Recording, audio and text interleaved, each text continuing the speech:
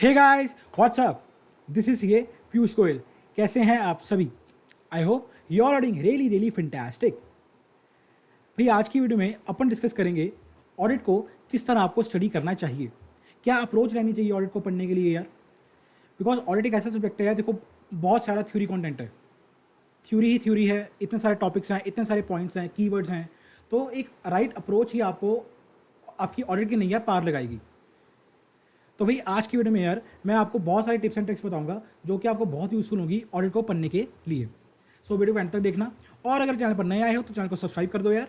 And अगर अब तक लाइक नहीं किया तो लाइक कर दो।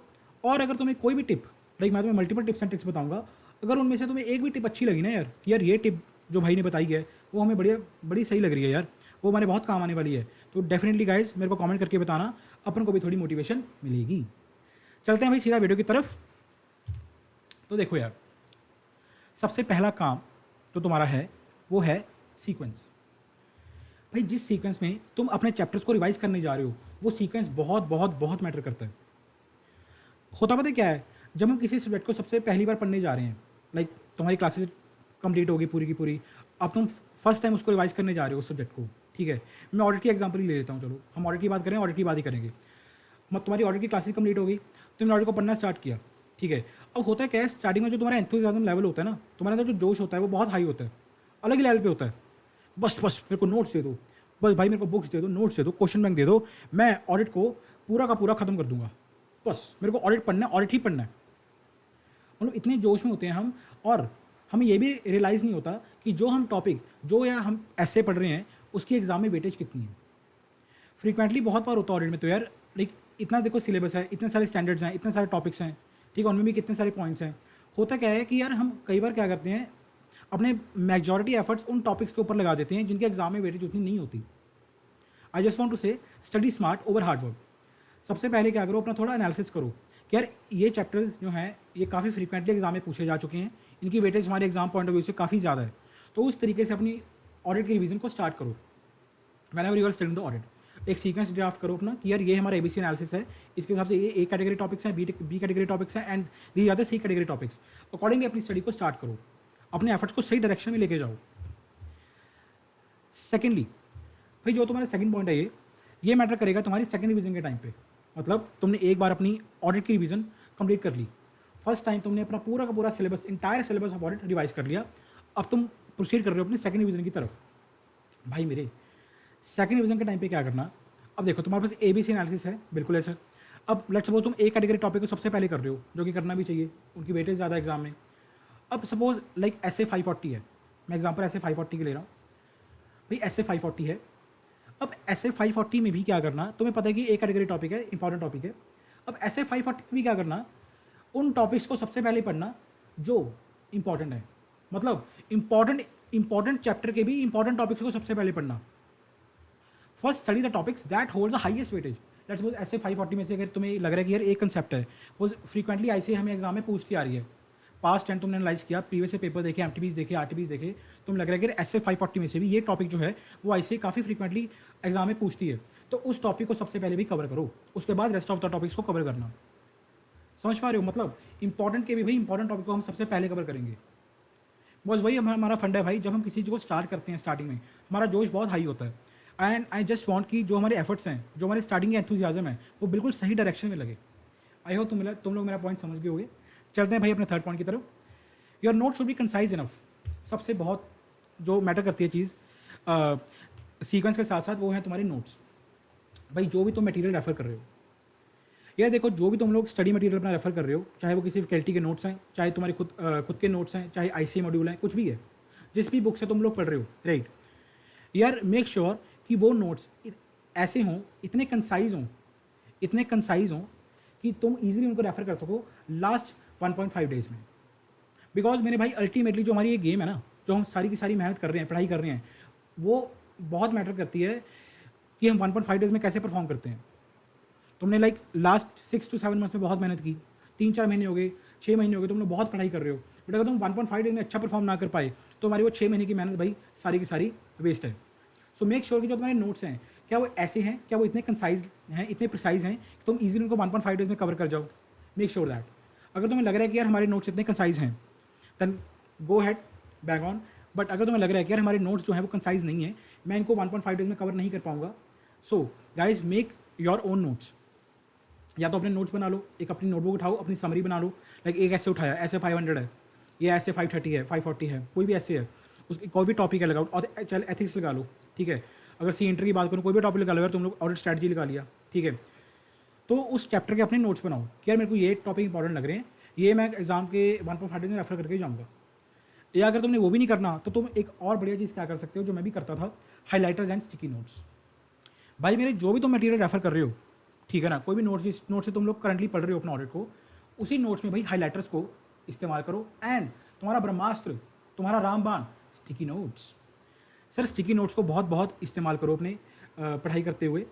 जो भी कोई भी तुम्हें टॉपिक लग रहा है उसके साथ स्टिकी नोट्स अटैच कर दो। अगर तुम्हें कन्फ्यूजन हो रही है, लाइक तुमने एक बार टॉपिक समझ लिया, अगर तुम्हें लग रहा है कि यार मैं फ्यूचर में टॉपिक भूल जाऊँगा, तो क्या करो, स्टिकी नोट उठाओ, वहाँ पे पेस्ट कर दो, एग्जाम्पल लिख दो कि यार करंटली इसका ये मतलब है, इस टॉपिक का ये एसेंस है। और हाईलाइटर्स को बहुत दबा के यूज़ करो, rather I would say multiple highlighter use करो। भाई मैं तो मल्टीपल हाईलाइटर यूज़ करता था। लाइक मेरे को याद है कि मैं तो 2 हाईलाइटर यूज़ करता था, एक ऑरेंज कलर का, एक अपना जो ग्रीन कलर का हाईलाइटर होता है। सो एज टू डिफ्रेंशिएट कि यार ये टॉपिक सबसे ज़्यादा इंपॉर्टेंट है और ये टॉपिक उससे कम इंपॉर्टेंट है।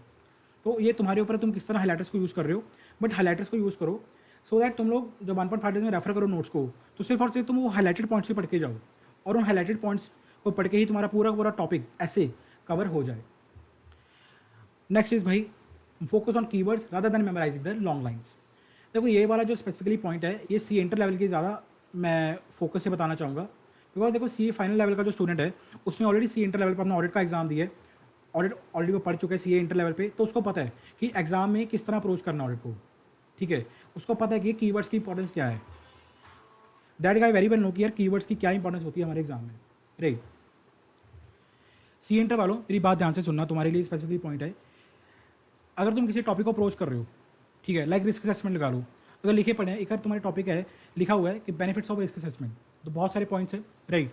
बट उन पॉइंट्स को मेमोराइज नहीं करना, कहीं लग जाओ अच्छा ये स्टार्टिंग टू एंड लाइन है, ए टू जी उसको लग गए मेमोराइज करने, नहीं ऐसा नहीं करना।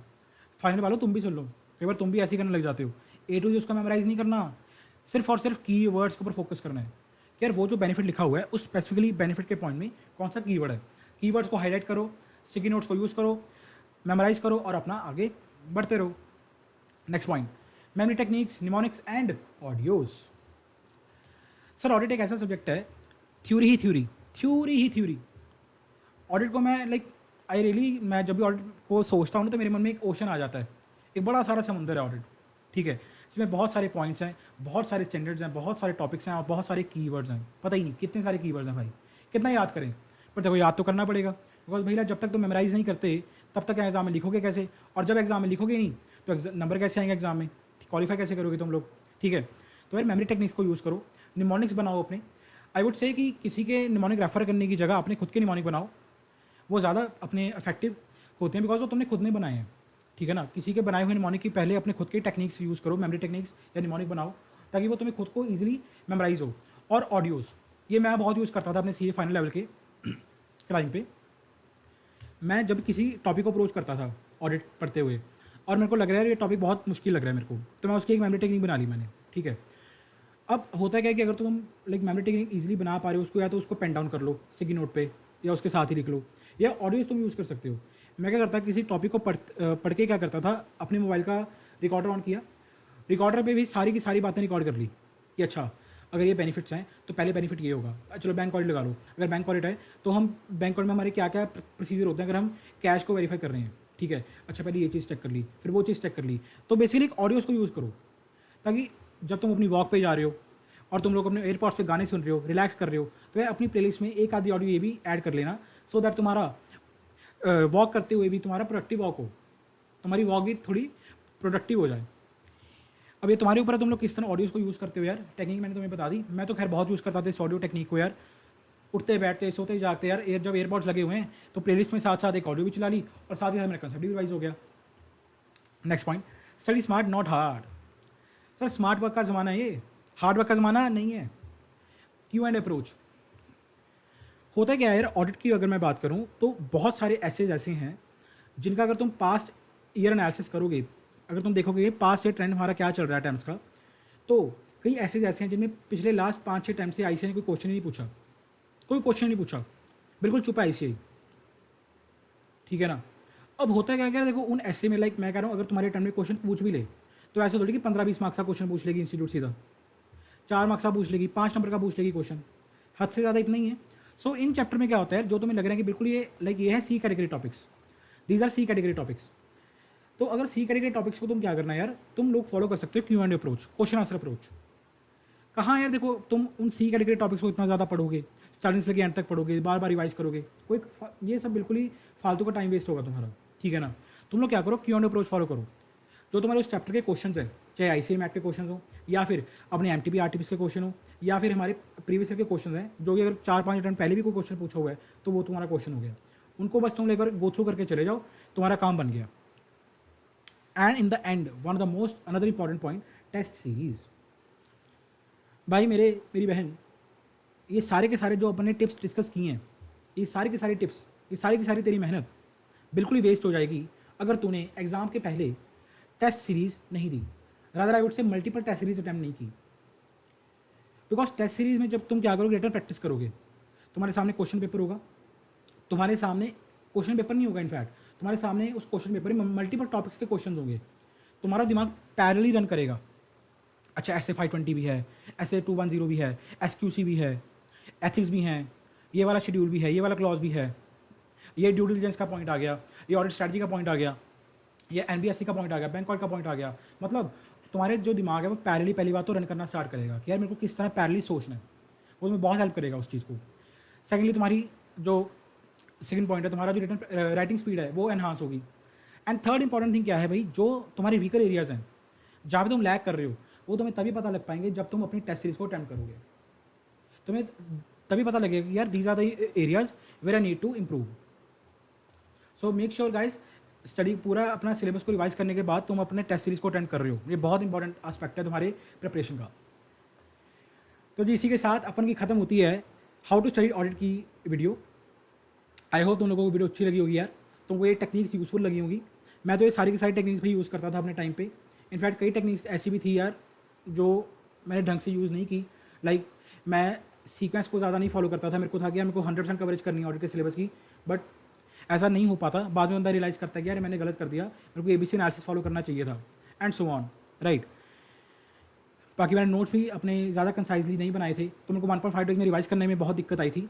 सो यार देखो, ये मैं अपने एक्सपीरियंस से बता रहा हूँ तुम लोगों को, जितने भी सारे पॉइंट्स हैं ये सारे के सारे मैं अपना एक्सपीरियंस तुम्हारे साथ शेयर कर रहा हूँ, ठीक है। तो गाइज देखो, अपना एक ही मिशन होना चाहिए, 80+ इन ऑडिट, 70+ इन ऑडिट, एक अच्छा स्कोर बेसिकली हमने ऑडिट में करना है, ये हमारा मिशन है। सो ये टिप्स आई होप तुम्हारे बहुत यूज़फुल होंगी ऑडिट को करने में, रिवाइज करने में, स्टडी करने में ऑडिट को, ठीक है भाई। मिलता है नेक्स्ट वीडियो में। नेक्स्ट वीडियो में मैं तुम्हारे लिए लेके आऊँगा डेफिनेटली एबीसी एनालिसिस, जिसमें मैं बात कर रहा हूँ एबीसी एनालिसिस क्या है, CA फाइनल और सी इंटर लेवल दोनों के लिए मैं लेके आऊँगा भाई एबीसी एनालिसिस को। तो सब्सक्राइब कर दो चैनल को यार, बिकॉज इस तरह का कंटेंट, इस तरह की वीडियोज़ बहुत जल्द डेली आती रहेंगी, ठीक है भाई। मिलता है नेक्स्ट वीडियो में, तब तक के लिए #learn with CA Piyush, bye.